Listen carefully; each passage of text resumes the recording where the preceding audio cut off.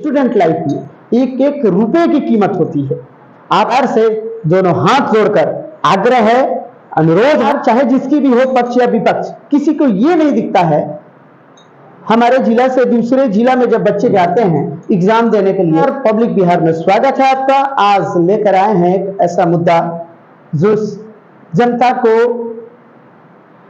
हर जगह परेशान करता है। स्टूडेंट लोगों को हर जगह इसकी परेशानियां झेलनी पड़ती है।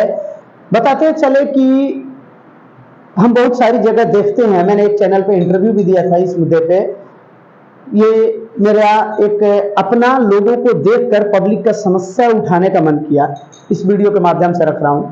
सरकार चाहे जिसकी भी हो, पक्ष या विपक्ष, किसी को ये नहीं दिखता है हमारे जिला से दूसरे जिला में जब बच्चे जाते हैं एग्जाम देने के लिए या किसी भर्ती के लिए, तो उनको स्टेशन पे सोना पड़ता है, जिसकी खामियाजा उनको